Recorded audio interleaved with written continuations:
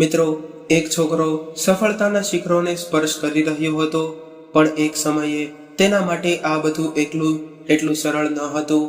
એક સમયે એટલું કંઈ પણ ન હતું. જ્યારે તે દરેક નાની વાત પર નિર્ભર હતો, ત્યારે કોઈએ તેને દિવસના 2 વખતના ભોજનની સાથે ટેકો આપ્યો.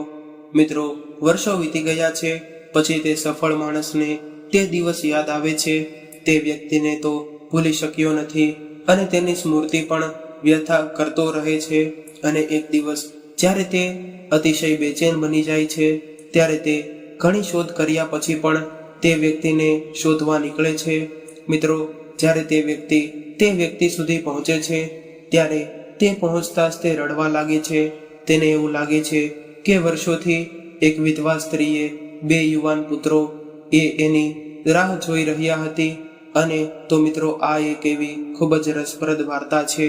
આ વાર્તા તમારા હૃદયને સ્પર્શ કરી જશે અને આ વાર્તા સાંભળ્યા બાદ તમારી આંખોમાંથી આંસુ પણ આવી જશે. તો ચાલો આપણે જાણીએ આ વિડીયોમાં આગળ આ વાર્તા.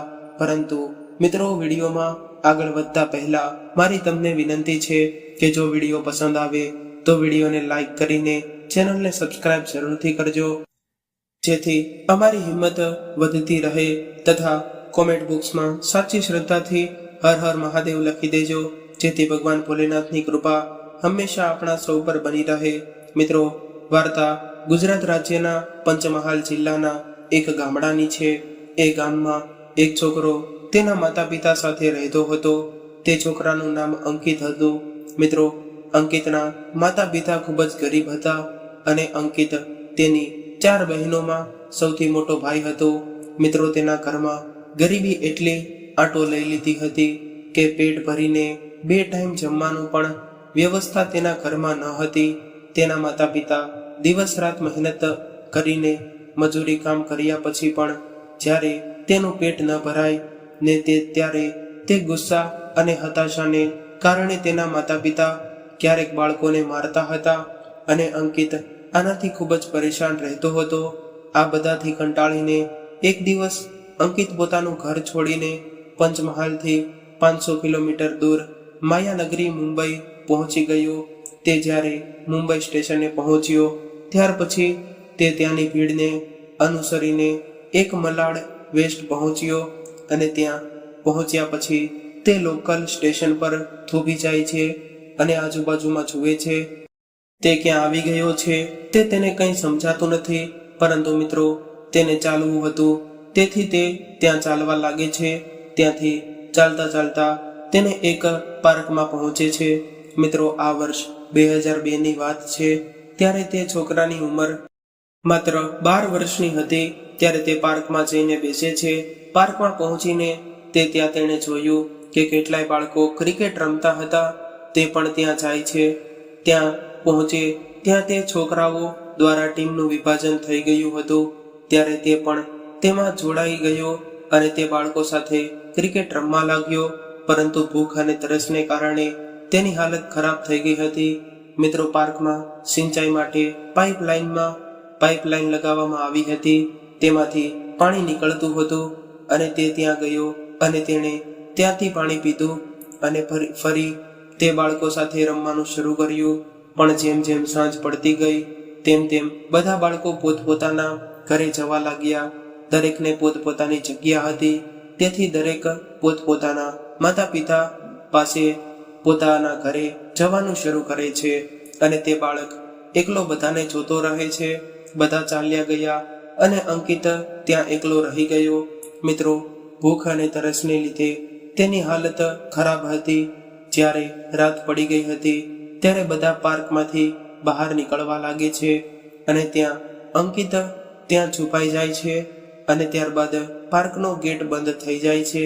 જ્યારે પાર્કનો ગેટ બંધ થઈ જાય છે ત્યારે તેને રાત્રે 10 વાગ્યે ખૂબ જ ભૂખ લાગે છે અને તે દિવાલ કૂદીને બહાર આવે છે.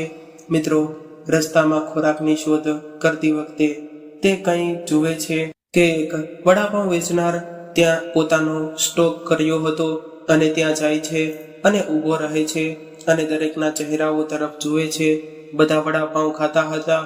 ત્યાં એક વ્યક્તિ હતો જે વડાપાઉંનું વડું ખાઈ રહ્યો હતો અને પાવને ફેંકી રહ્યો હતો. ત્યાં અંકિત તેને લાચાર નજરે જોતો રહે છે. જ્યારે તે વ્યક્તિ તેની તરફ જુએ છે અને ત્યારે તે અંકિતને કહે છે કે શું તું ખાઈશ? તો તે એને હા કહે છે અને તે કહે છે કે હા હું ખાઈશ.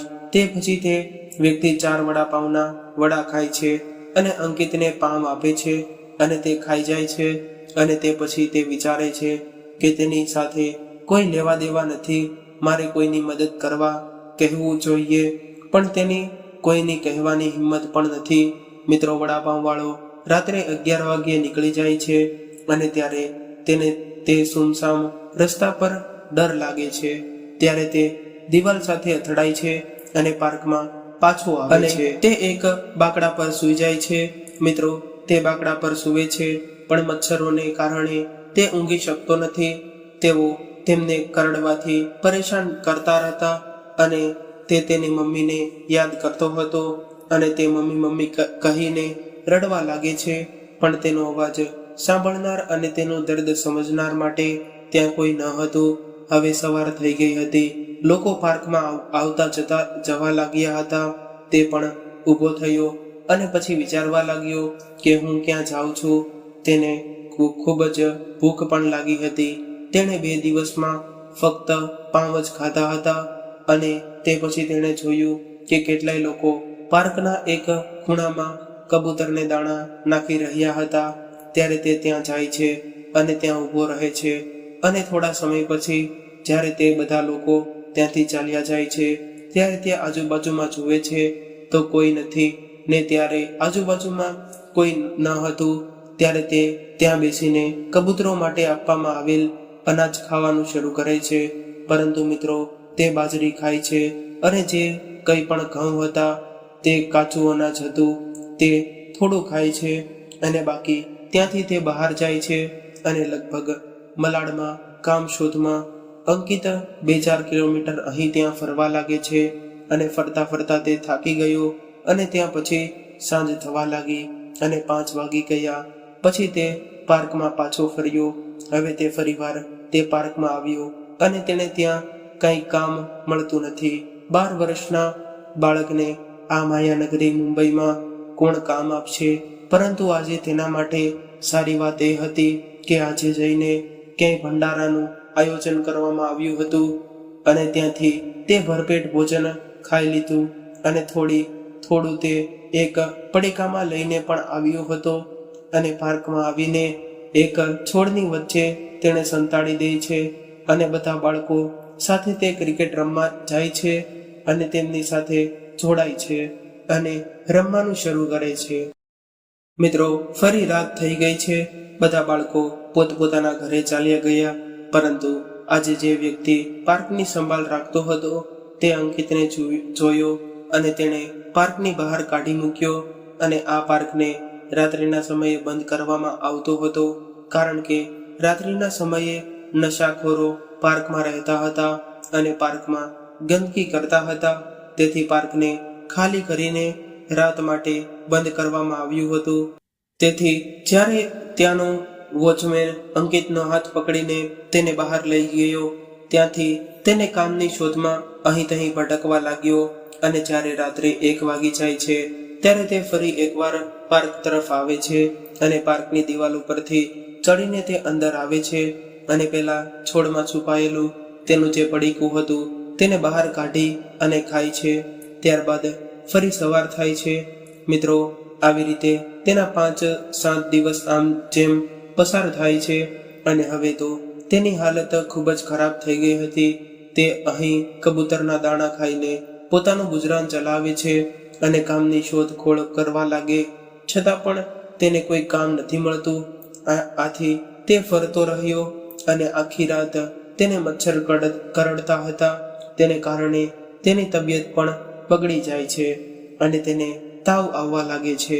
મિત્રો, તેને તાવ આવે છે ત્યારે તે ચાલી પણ શકતો ન હતો અને ત્યારે તે પાર્કમાં એક બેન્ચ પર સૂઈ જાય છે અને જે સવાર સુધી આમ જ સૂતો રહે છે. જ્યારે લોકો મોર્નિંગ વોક માટે આવે છે ત્યારે તે 4 ડગલા દૂર જઈને જમીન પર સૂઈ જાય છે. ત્યારે ત્યાં ઘણા બધા લોકો બેઠા હોય છે અને તે બધાની નજર તેના પર પડે છે, પરંતુ તેને ટેકો આપવા માટે કોઈ પણ નથી આવતું. પરંતુ તેઓ પણ તે એવી વાતો કરતા હતા કે આજ કાલના બાળકોને તો જુઓ, નાના બાળકો પણ વ્યસનના રવાડે ચડી જાય છે અને નશો કરીને આ રીતે સૂવે છે. મિત્રો, ત્યારે લગભગ 65 વર્ષનો એક વૃદ્ધ વ્યક્તિ ત્યાં પાર્કમાં આવીને એક બેન્ચ પર બેસે છે. તેમનું નામ રમેશ છે. જ્યારે તે બેન્ચ પર બેસ્યો ત્યારે તેના કાનમાં કોઈનો અવાજ આવે છે. તેમને અંકિતનો અવાજ સંભળાય છે. ત્યારે તે મમ્મી મમ્મી કહીને વિલાપ કરી રહ્યો હતો. ત્યારે તે વૃદ્ધ વ્યક્તિ ઉઠે છે અને તેની તરફ જાય છે. તેના શરીર પર હાથ મૂકે છે. ત્યારે તેને ખૂબ જ તાવ આવે છે, તેઓ કહે છે. ત્યારે તે વૃદ્ધ વ્યક્તિ એવું કહે છે, અરે તને તો ખૂબ જ તાવ ભર્યો તું છો. તે વૃદ્ધ વ્યક્તિ કહે છે, દીકરા, તારું નામ શું છે? તારી તબિયત તો ખૂબ જ ખરાબ છે અને તું અહીં એકલો શું કરે છે? હવે મિત્રો, જ્યારે રમેશ તેની સઘન પૂછપરછ કરે છે ત્યારે તેઓને ખબર પડે છે કે કોઈને કશું કહ્યા વગર તેના ઘરેથી ભાગીને આવ્યો છે અને તેનો હાથ પકડીને કહે છે, દોસ્ત, મને તારી દવા કરાવવા દે. જ્યારે તે તેનો હાથ પકડીને ચાલવાનું શરૂ કરે છે ત્યારે તે માત્ર 2 પગલાં ચાલે છે અને પછી ઠોકર ખાય છે અને પડી જાય છે અને પછી તેમાંથી ઉઠીને ચાલવાની પણ તાકાત નથી. રમેશ જે પોતે 65 વર્ષના હતા, તેમની પીઠ પર તેમને કોઈક રીતે ઉઠાવીને પાર્કમાં બહાર કાઢે છે. પછી તે રિક્ષા પકડીને પછી તેને એક ડોક્ટર પાસે લઈને જાય છે અને ત્યારે ડોક્ટર અંકિતને તાવના 3 ડોઝ આપે છે અને પછી કહે છે કે કાલે ફરી આવજો. હવે રમેશ તેની આંખોમાં જુએ છે અને કહે છે કે તું ક્યાં જઈશ? તે કહે છે કે હું પાર્કમાં જઈશ અને પછી તેનો વિચાર આવે છે કે તેની હાલત તો ઘણી ખરાબ છે.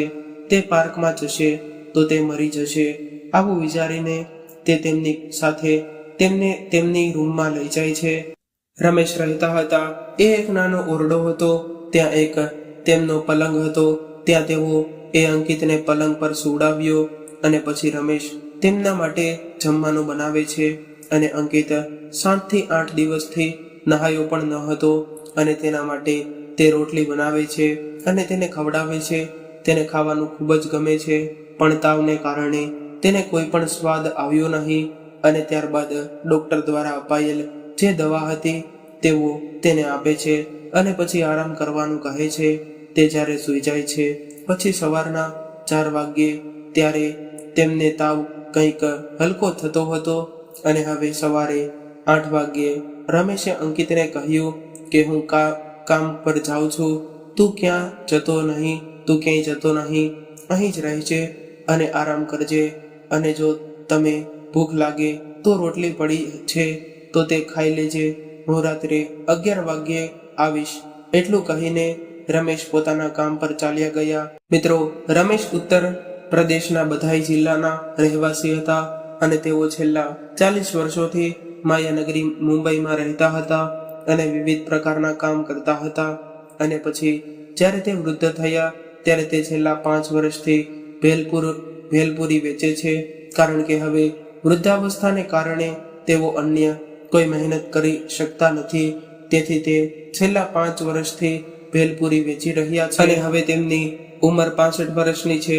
તો તે કહે છે કે હું જાઉં છું અને હું રાત્રે 11 વાગ્યે આવીશ, તું ક્યાંય જતો નહીં.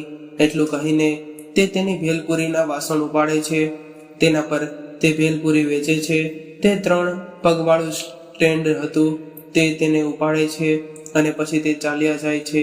રૂમની બહાર તે કહે છે, હું 11 વાગ્યે આવીશ. મિત્રો, રમેશના જવાની સાથે જ તે અંકિતની હાલત એટલી ખરાબ થઈ જાય છે કે તેને ઉલટી થવા લાગે છે અને તે ધ્રુજવા લાગે છે અને પરસેવો આવવા લાગે છે, ઠંડી લાગે છે. તેથી બધો હોશ તે ગુમાવી દે છે અને તે બેચેની અનુભવવા લાગે છે. ત્યારે અંકિત તે જ રૂમમાં બેભાન થઈ જાય છે. જ્યારે તે બેભાન થઈ જાય છે ત્યારે રમેશ તેની દુકાન બંધ કરીને દરરોજ 11 વાગ્યે આવે છે, પણ આજે રાત્રે તે માત્ર 9 વાગ્યે પાછા આવ્યા હતા, કેમ કે તેનું મન લાગતું ન હતું. એટલે તે તેની દુકાન બંધ કરી અને રૂમમાં આવ્યા. મિત્રો, જ્યારે રમેશે તેમની રૂમની અંદર દ્રશ્ય જોયું તો તેઓ અંકિતને જોઈને ડરી ગયા. તેને એવું લાગી રહ્યું હતું કે જાણે અંકિત મૃત્યુ પામ્યો હોય. જ્યારે તેની પાસે ગયા તેને એવું લાગી રહ્યું હતું કે જાણે અંકિત મૃત્યુ પામ્યો હોય. જ્યારે તેઓ તેની પાસે પહોંચ્યા ત્યારે તેમને ધબકારાની લાગણી અનુભવી અને જોયું કે શ્વાસ લઈ રહ્યો છે. તે બેભાન પડેલો હતો. મિત્રો, ત્યારે તેઓએ તેમને કઈ રીતે જગાડીને તેને એક સરકારી હોસ્પિટલમાં લઈ જઈને ત્યાં દાખલ કર્યો. તપાસ કરવા ખબર પડે કે તેને મેલેરિયા થયો છે અને તે 2 દિવસ સુધી હોસ્પિટલમાં દાખલ રહે છે અને પછી ડોક્ટરે તેમને રજા આપે છે. ત્યારે તેઓ બંને ઘરે આવે છે. હવે તેમને સારું લાગે છે. તે પછી રમેશ 2 દિવસ પોતાના કામ પર ન ગયા અને ઘરે રોકાયા. કામ પર રજા લીધી અને 4-5 દિવસ તેમની સાથે રૂમમાં વિતાવ્યા બાદ જ્યારે અંકિતની તબિયત થોડીક ઠીક થઈ જાય છે ત્યારે રમેશ તેમના માટે તે કપડાં લાવે છે અને તેને બરાબર મલમલ કરીને તેને સ્નાન કરાવે છે અને તેના શરીર પર તેલથી માલિશ કરે છે અને તે પછી કહે છે કે હવે હું કામ પર જાઉં છું અને જો તારે આવવું હોય તો આવ. ત્યારે અંકિત તરત જ તૈયાર થઈ જાય છે અને તે પછી તે રમેશની સાથે એક જગ્યાએ જાય છે અને જ્યાં તેઓ પોતાની ભેલપુરીની લારી મૂકતા હતા અને પછી રાત્રે 11 વાગ્યે આ 2 લોકો પાછા પોતાના ઘરે આવે છે. મિત્રો, આ રીતે 15 દિવસ વીતી ગયા હતા અને અંકિત હવે સંપૂર્ણ સ્વસ્થ થઈ ગયો હતો. પછી તેણે કહ્યું કે તું આ રીતે તારા ઘરેથી ભાગી આવ્યો છો તો તારા માતા પિતા ચિંતા કરતા હશે ને. હું તને એક વાત કહું, હવે તું ઘરે ચાલ્યો જા. મારી પાસેથી તું ભાડું લઈને જા, નહીં તો હું તને કોઈની સાથે મોકલાવી દઉં. મિત્રો, ત્યારે અંકિતને કહ્યું, ના બાબા, હું ઘરે નહીં જાઉં. હું અહીં જ તે રહીને કમાઈશ અને મને અહીં જ રહેવાનું અને કામ કરવું છે. ત્યારે રમેશ તેની ઉપર કોઈ દબાણ કરતા નથી અને તેઓ એવું વિચારે છે કે તે બાળક છે તો તે ક્યાંય ભાગી જશે તો વળી ચિંતા થશે અને આ માયાનગરીમાં હું તેને ક્યાં ગોતીશ. મિત્રો, પછી તેઓ કહે છે કે તું મારી સાથે કામ કરીશ. તો અંકિતે કહે છે કે હા બાબા, હું કામ કરીશ અને તમારું કામ ખૂબ જ મને ગમે છે. મિત્રો, પછી તે તેના માટે વાસણો પણ ખરીદે છે અને એક દુકાને જઈને તેને સેટ કરાવે છે અને તેને દુકાન ખોલી આપે છે. તે કામ કરતી વખતે તેને દરરોજના 50 કે 100 રૂપિયા કમાવા લાગે છે. તે બાબાને રસોઈ બનાવવામાં પણ મદદ કરતો હતો અને તેમનો સામાન લાવવામાં. આ પ્રમાણે બાબાએ પણ આ છોકરાને તેમને મળીને ઘણી રાહત અનુભવી હતી. રમેશે તેના ગામ જવા માટે ઘણીવાર કહ્યું હતું પણ તે ગામ જવા માટે તૈયાર ન હતો. હવે 4 મહિના વીતી ગયા હતા ત્યારે અંકિત તેની મહેનતથી કમાયું અને બાબા ખૂબ જ ખુશ થઈ ગયા અને કહ્યું હતું કે દીકરા, એક કામ કર કે હવે તારી પાસે પૈસા પૂરતા છે, હવે તો ઘરે જા. પરંતુ તેણે કહ્યું, બાબા, હું ઘરે નહીં જાઉં. હું આ રીતે કમાઈશ અને હું 6 મહિના નહીં જાઉં મારા ઘરે. પછી મિત્રો, રમેશને ચિંતા થાય છે કે તેમના પરિવારના સભ્યોને તેની ચિંતા થતી હશે. એક દિવસ તે અંકિતને કહે છે, અંકિત, ચાલ આજે આપણે ફરવા જઈએ. પછી ફરવા માટે તેઓ ગેટવે ઓફ ઇન્ડિયા ગયા, બીચ ગયા અને એલિફન્ટ આ ગયા અને આખો દિવસ ફર્યા. તે પછી તેઓ અમુક પ્રકારના ફોટા પણ ક્લિક કર્યા. પછી તેઓ ઘરે પાછા આવ્યા અને 10 દિવસ પછી તેઓએ કહ્યું કે અંકિત, હું ગામડે જાઉં છું તો મારી સાથે આવને, મારા પોતાના ગામમાં. પરંતુ અંકિતે કહ્યું, ના બાબા, મને અહીં કમાવા દો. આમ આપણે ગામડે જશું તો દુકાનની ઘરાકી બગડી જશે. તે કામ કરતો હતો અને પોતાની જવાબદારી સમજતો હતો. તેણે કહ્યું, ઠીક છે, જો તું નહીં આવતો તો તારા પૈસા મને આપ. મિત્રો, ત્યારે તે તરત જ તે રમેશને પૈસા આપે છે અને પછી રમેશ કહે છે, ઠીક છે, હું ગામ જઈ રહ્યો છું અને હું 1 અઠવાડિયામાં પાછો આવી જઈશ અને જે જગ્યાએ મેં દુકાન લગાડી છે ને હું ત્યાં આવું ત્યાં સુધી તું ત્યાં દુકાન લગાવજે, નહીંતર કોઈ એ જગ્યા પર કબજો કરી લેશે. મિત્રો આ રીતે તેને છોડીને જાય છે અને તેને સૂચના આપે છે કે બહાર ક્યાંય ભટકતો નહીં, બહારની વસ્તુઓને ખાવી નહીં અને રૂમમાં આવીને બનાવી લેવું અને પછી જ તે ખાવું. મિત્રો રમેશ તેના ઘરે જવા માટે નીકળી જાય છે, પરંતુ તેના ઘરે જતા પહેલા તેઓ ગુજરાતમાં અંકિતના ઘરે જાય છે. ત્યાં કે તેઓ પંચમહાલ જિલ્લામાં જાય છે, જ્યાં તેઓ તેના ઘરે પહોંચે છે, કારણ કે તેઓએ અંકિતને સરનામું પૂછ્યું હતું. તેઓ તેના પરિવારને મળવા તેના ઘરે જાય છે. તેઓ આમ કરે છે અને પુરાવા તરીકે તેને ફોટો બતાવે છે અને કહે છે કે તમારો દીકરો મારી સાથે રહે છે, તે આ રીતે મુંબઈ આવ્યો છે અને હવે ફરી તે કમાઈ રહ્યો છે. તેણે તમારા માટે 10,000 રૂપિયા મોકલાવ્યો. મિત્રો તેની માતા તેને જોઈને રડવા લાગે છે. તે ત્યારબાદ કહે છે કે ઠીક છે, ચિંતા કરવાની કોઈ વાત નથી.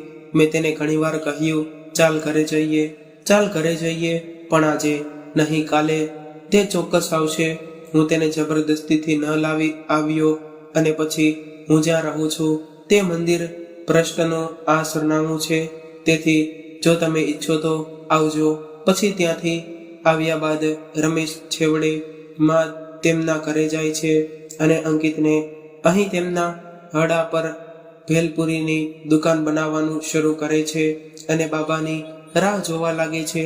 પરંતુ મિત્રો એકવાર રમેશ ગયા પછી તેઓ ક્યારેય પણ પાછા નહીં આવ્યા. ત્યારે અંકિત ચિંતિત થઈ જાય છે. 1 મહિનો થયો, 2 મહિના, 6 મહિના રાહ જુએ છે. તે 1 વર્ષ સુધી રાહ જુએ છે અને ત્યાં દુકાન બંધ છે અને જો મકાન માલિક આવે છે તો તે તેને ભાડા પણ ચૂકવે છે. મિત્રો 12 વર્ષોનો આ છોકરો આ રીતે સંઘર્ષ કરી રહ્યો હતો.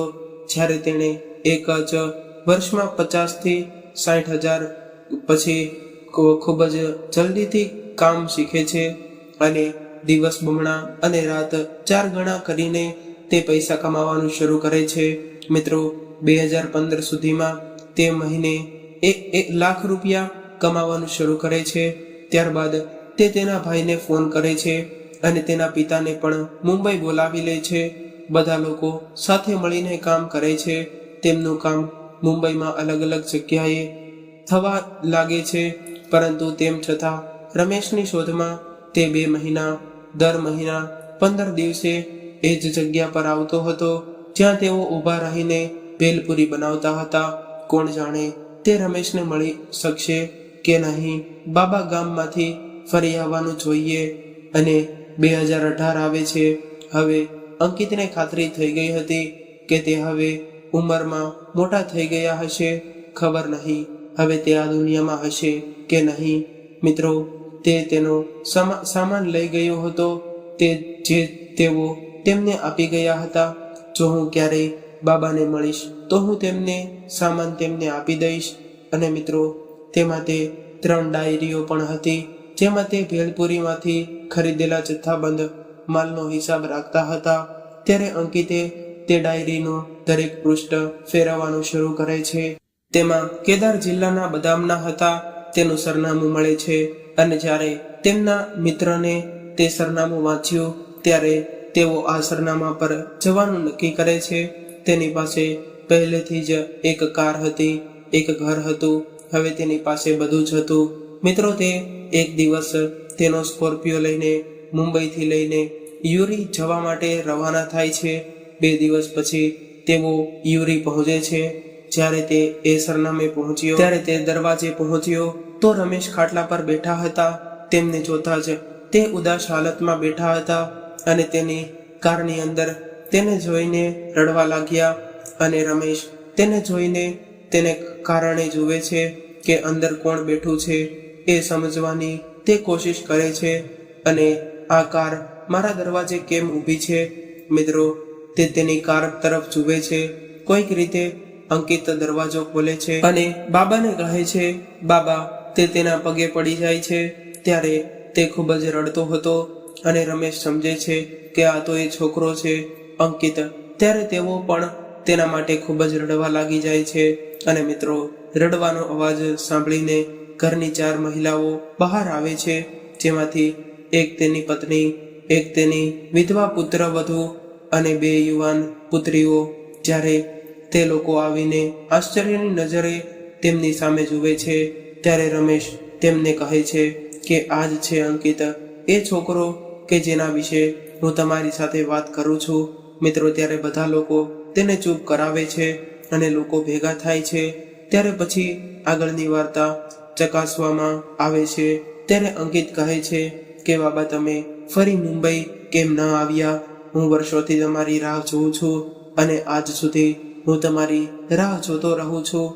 પછી રમેશ કહે છે કે હું તને શું કહું દીકરા, તારા ઘરેથી જ્યારે હું મારા ઘરે આવ્યો ત્યારે મારા મોટા પુત્ર કેદારની હાલત ખૂબ જ ખરાબ હતી.